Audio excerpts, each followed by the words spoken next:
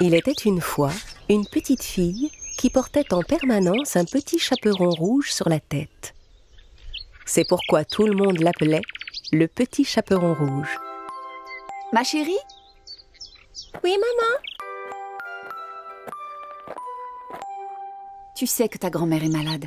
Tu voudrais bien lui porter les biscuits que j'ai préparés et ces herbes fraîches que j'ai cueillies pour elle? Bien sûr, maman, je m'en occupe. La petite fille, coiffée comme toujours de son petit chaperon rouge, se mit en route pour la maison de sa grand-mère. Ne t'écarte pas du chemin en traversant la forêt des petits lapins, lui dit sa mère alors qu'elle s'éloignait. Le petit chaperon rouge s'enfonça dans les bois en chantant gaiement des chansons. Mais pourquoi on l'appelle la forêt des petits lapins? Je n'ai vu aucun lapin le long du chemin. Le petit chaperon rouge arriva à un sentier bordé de fleurs. Il y en avait de toutes les couleurs. Je vais faire un bouquet pour ma grand-mère, ça lui fera plaisir. À mesure que le petit chaperon rouge cueillait les fleurs, elle s'écartait peu à peu de son chemin sans s'en rendre compte. À un moment, elle entendit un bruit dans les fourrés. Soudain, un grand méchant loup s'approcha d'elle. Le petit chaperon rouge eut si peur en voyant le loup juste devant elle qu'elle en lâcha le panier qu'elle transportait. Le loup s'approcha et ramassa les biscuits qui étaient tombés par terre. Puis il tendit le panier au petit chaperon rouge. La petite fille était stupéfaite par ce geste inattendu du loup. Oh, merci beaucoup. De rien, où vas-tu comme ça, fillette? Chez ma grand-mère. Elle habite tout au bout de la forêt, dans la petite maison jaune. Elle ne se sent pas bien, alors je lui apporte ses biscuits et des herbes. Ah, vraiment? Au fait, vous pouvez m'appeler le petit chaperon rouge. Tout le monde m'appelle par ce nom. Tu sais quoi, je vais partir devant et aller prévenir ta grand-mère que tu arrives. Ça te laissera le temps de finir ton joli bouquet. Au même instant, il entendit le coup de fusil d'un chasseur qui s'approchait et détala aussi vite qu'il put. Le petit chaperon rouge regarda autour d'elle un moment et, se rendant compte qu'elle était perdue, elle se mit à pleurer. Entendant ses pleurs, le chasseur s'approcha et vint à sa rencontre.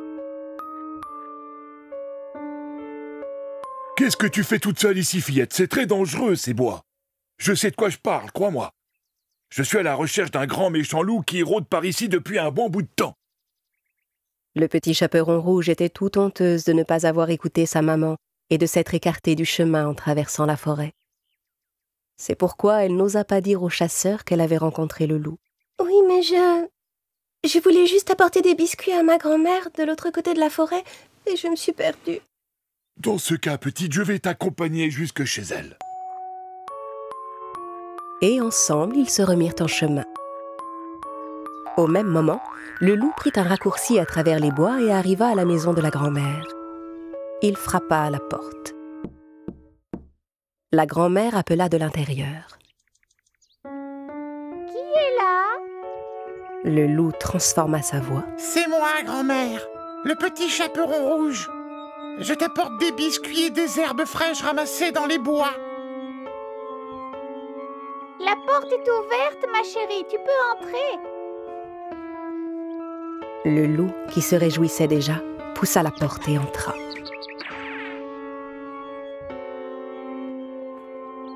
Quelques instants plus tard, le petit chaperon rouge et le chasseur arrivèrent à leur tour. « Maintenant, va, ma petite. Cours vite retrouver ta grand-mère à l'intérieur. » Le chasseur reprit sa route de son côté. Le petit chaperon rouge frappa à la porte et entendit sa grand-mère appeler de l'intérieur. Qui est là? C'est moi, grand-mère, le petit chaperon rouge. La porte est ouverte, ma chérie. Tu peux entrer. Le petit chaperon rouge hésita un petit instant. La voix qu'elle entendait lui semblait un peu différente de celle qu'elle connaissait. Puis elle se rappela que sa grand-mère était malade. Si grand-mère a une drôle de voix, c'est sûrement à cause de sa maladie. le petit chaperon rouge poussa donc la porte et entra. Le loup était allongé dans le lit, déguisé en grand-mère. Comme il avait pris soin de tirer les rideaux, il faisait sombre dans la pièce. Avec son bonnet de nuit et ses lunettes, le petit chaperon rouge ne pouvait pas le reconnaître. Comme c'est gentil, ma chérie, de t'être donné la peine de faire tout ce chemin pour m'apporter de quoi manger. Viens par ici que je puisse te prendre dans mes bras. Allons, mon enfant, approche-toi un peu plus près. Le petit chaperon rouge déposa son panier par terre, mais n'osa pas s'approcher trop près du lit.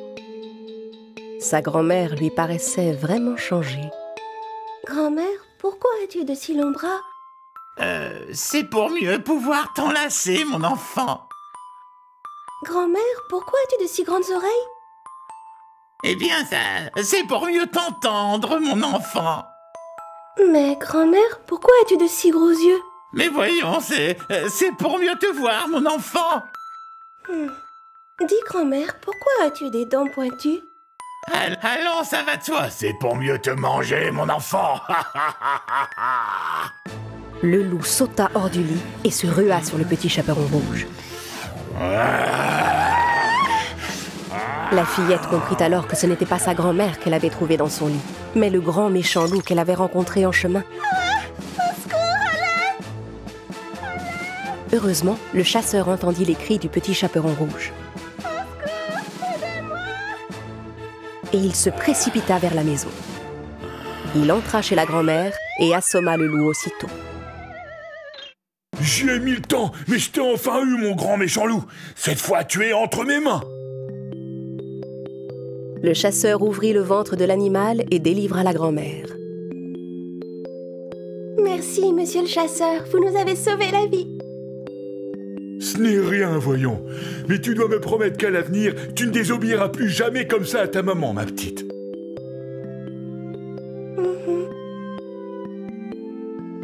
La grand-mère, affamée, dévora tous les biscuits que sa petite fille lui avait apportés. Et avec les herbes fraîches, elle se fit une bonne tisane qui la remit immédiatement sur pied. Le petit chaperon rouge promit à sa grand-mère que plus jamais elle ne se laisserait duper de cette manière par un grand méchant loup.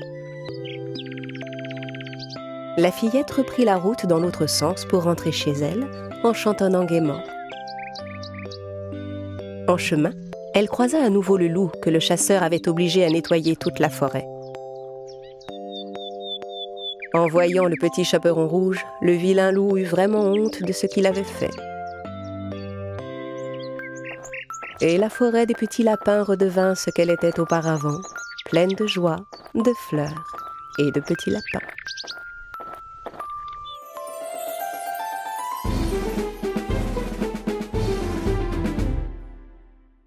Dans un pays fort lointain, vivait un meunier qui avait 3 fils. Quand le meunier mourut, il légua son moulin à ses 2 fils aînés et au 3e, il ne laissa que son chat. Le plus jeune fils était très contrarié. Contrairement à ses frères, il lui était presque impossible de gagner sa vie avec ce qu'il avait reçu. Il regarda le chat et se dit « Qu'est-ce qu'on peut bien faire avec un chat ? On ne peut même pas le manger. » Mais soudain, il se produisit une chose inattendue. Le chat lui répondit. « Vous me jugez fort mal, mon maître. Je pourrais vous être bien plus utile que vous ne l'imaginez. » Le jeune homme était sidéré de voir son chat parler. Il lui demanda en bégayant. « Mais comment est-ce possible? Si vous m'apportez un grand sac, un chapeau et une bonne paire de bottes, maître, je vous montrerai ce que je sais faire. » Revenant un peu de sa surprise, le jeune homme se dit « Si ce chat peut parler, il doit savoir bien des choses. » Très bien, nous allons voir. Le jeune homme apporta au chat tout ce qu'il lui avait demandé. Le chat mit son chapeau, enfila ses bottes, alla se contempler avec satisfaction dans le miroir, puis il mit une carotte et une belle salade dans son sac et s'en alla. Arrivé dans les bois, il ouvrit son sac et le laissa par terre.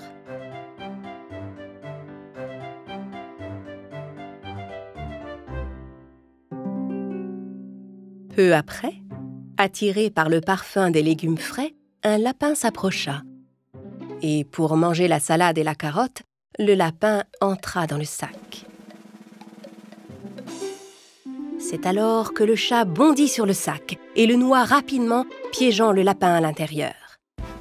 Mais au lieu d'apporter le lapin à son maître, il se rendit au château du roi. Là, il dit aux gardes qu'il souhaitait voir le roi. Stupéfaits de voir un chat parler et porter des bottes et un chapeau, les gardes le conduisirent aussitôt devant le roi.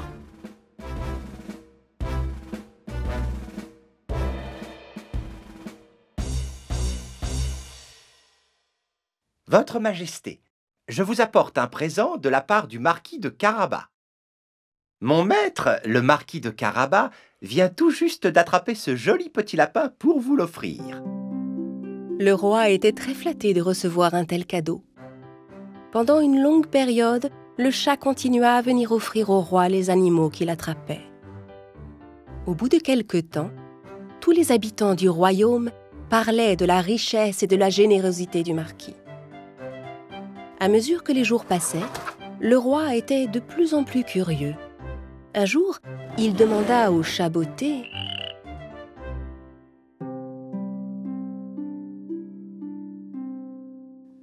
Votre maître est-il jeune?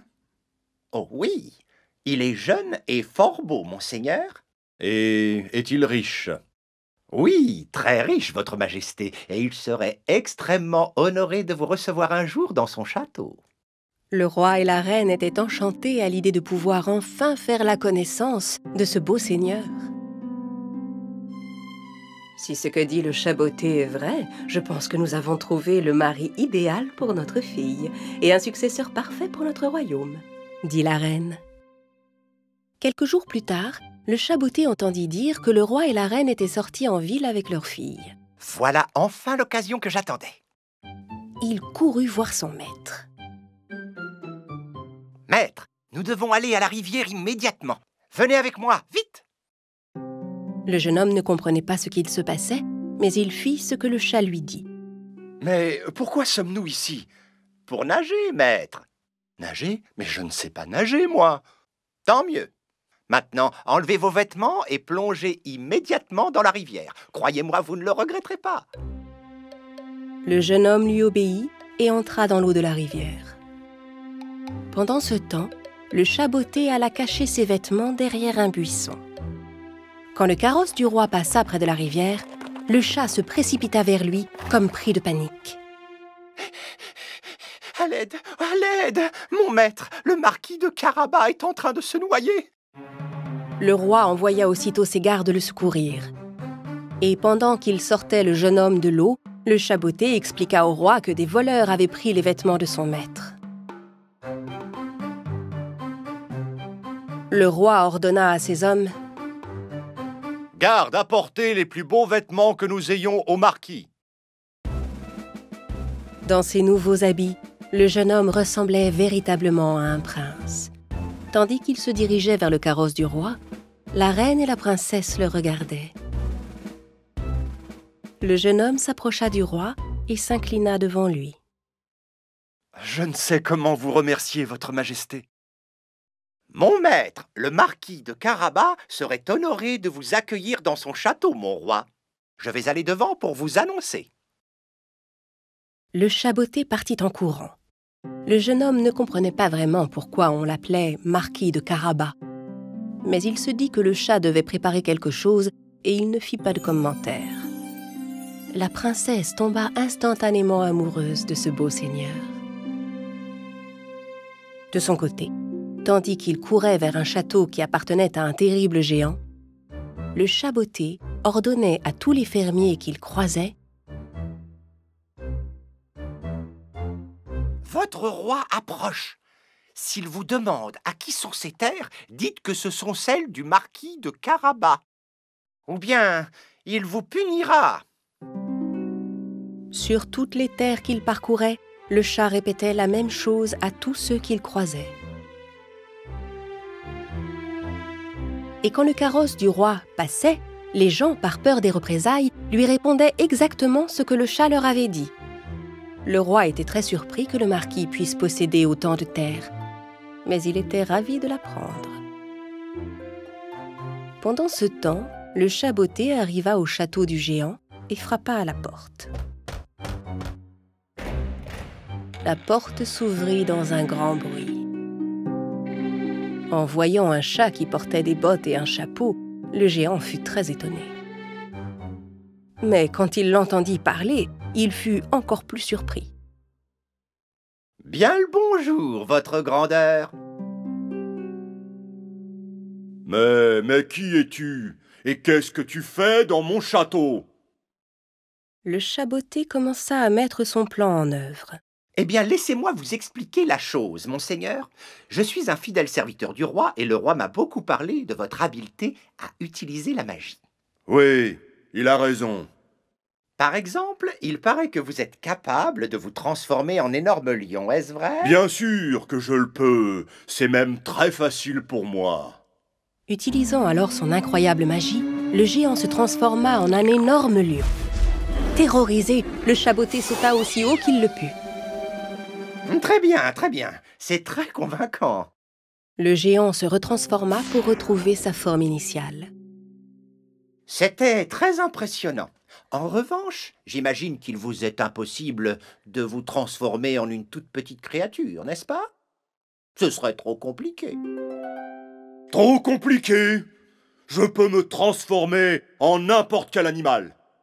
Ah oui? Voyons voir. Vous pourriez vous transformer en une toute petite souris? Le géant rit tellement fort que le chat eut du mal à rester sur place. Et le géant utilisa à nouveau sa magie pour se transformer en souris. Quand le géant ne fut plus qu'une petite souris devant lui, le chat bondit sur lui et n'en fit qu'une bouchée.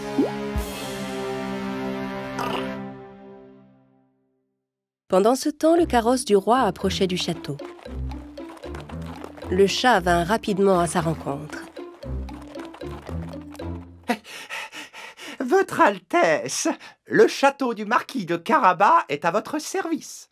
Entrez, sire, je vous en prie. Le roi, la reine, la princesse et le jeune homme contemplèrent le château avec admiration. Tandis qu'ils se dirigeaient vers l'entrée du château, la reine demanda au jeune homme « Dites-moi, cher marquis, êtes-vous marié ?»« Non, votre Altesse. Mais si vous voulez bien m'accorder la main de votre fille, je vous promets de tout faire pour la rendre heureuse. » On organisa une grande fête dans le château du géant pour célébrer les fiançailles de la princesse et du marquis, qui se marièrent peu de temps après.